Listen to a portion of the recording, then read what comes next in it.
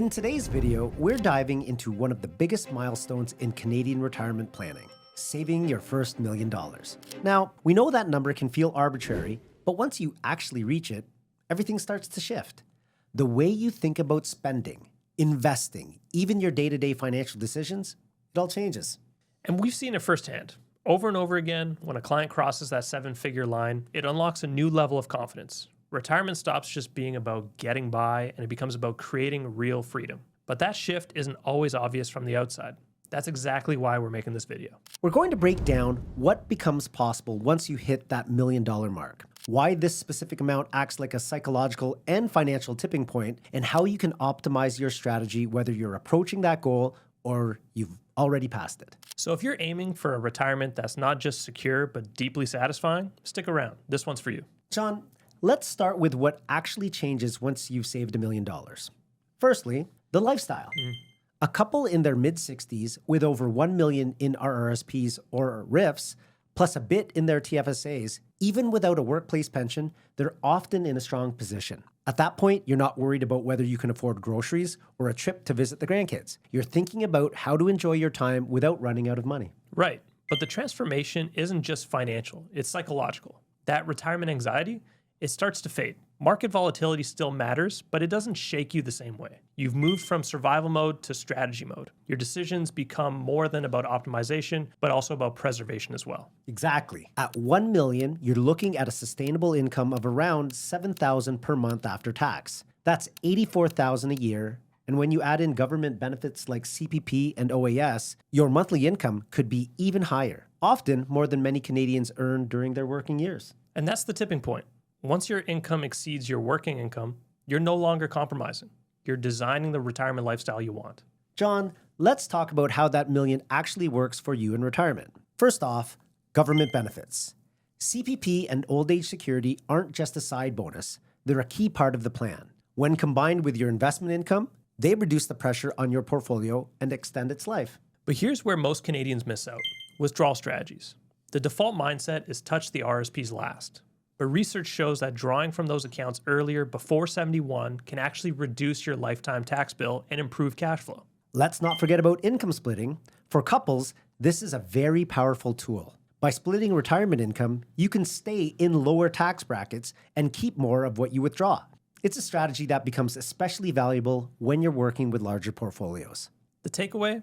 At $1 million, you have flexibility, but if you're not strategic with how you access that money, you can leave thousands on the table every single year. So let's say you've hit that $1 million mark. How do you keep it working for you? One proven strategy is using a low-cost, globally diversified portfolio, which gives you exposure across all global markets, even in retirement when growth still matters.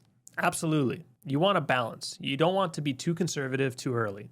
A growth target should be around maybe about 5.5%. You do want to factor in spending inflation, which is about 3%. It's a smart planning assumption to be a bit more aggressive on the inflation. It gives you a realistic view of what your portfolio can do over time without being too aggressive. On top of that, you can't forget about rebalancing. Yeah.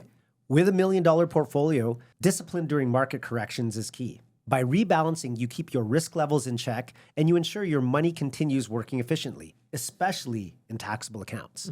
In other words, this isn't a set it and forget it moment. Your investments still need attention, just a different kind of attention when you're in this growth mode. John, let's look at different life scenarios that can affect a $1 million plan. So for example, the age you retire.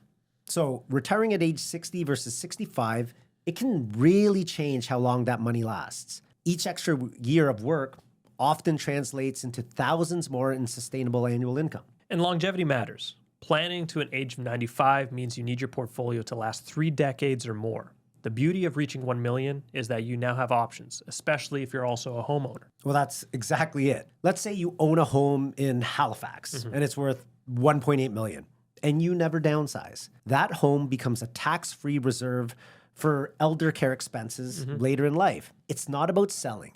It's about knowing the equity is there if you need it. That's exactly it.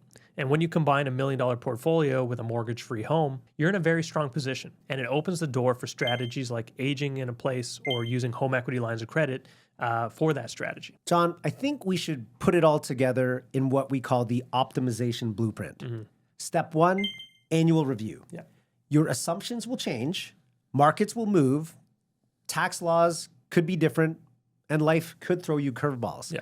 You need to recalibrate every single year. Yeah. And metrics like withdrawal rates, investment returns, and even your tax bracket should be on your radar. Don't set it and forget it, just refine it. Then there's the question about risk appetite. Most Canadians become too conservative after reaching $1 million. But remember, RIFs are meant to be drawn down. Bringing those balances close to zero can actually be good estate planning.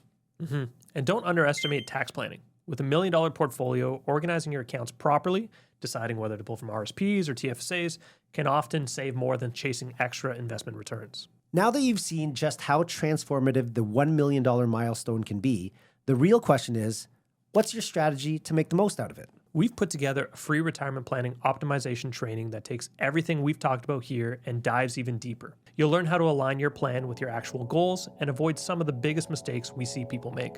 Click the link in the description to access it now. Whether you're closing in on the first million or you're already there and want to make it last, this training will show you the next steps. Thanks for watching, and we'll see you in the next video.